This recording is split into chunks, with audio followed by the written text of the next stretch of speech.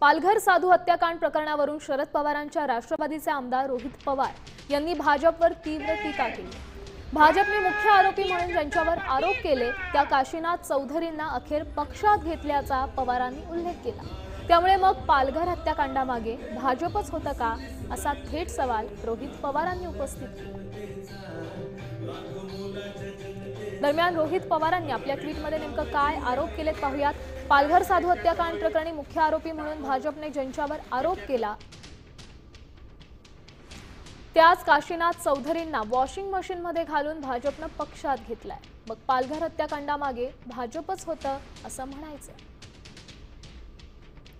दरम्यान यावर मुख्यमंत्री देवेंद्र फडणवीस यांनी काय प्रतिक्रिया दिली आहे पाहूया।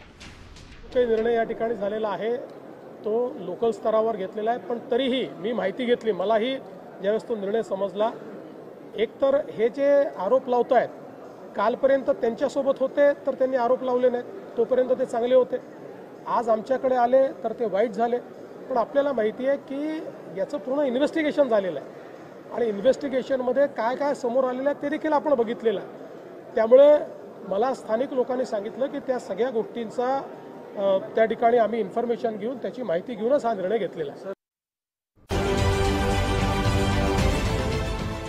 देश विदेशातील प्रत्येक घडामोडींचे लाईव्ह अपडेट मिळवण्यासाठी आता साम टीव्हीच्या सर्व सोशल मीडिया प्लॅटफॉर्मला लाईक, फॉलो आणि सबस्क्राईब करा। तसंच सर्व नोटिफिकेशनसाठी बेल आयकॉन प्रेस करायला विसरू नका।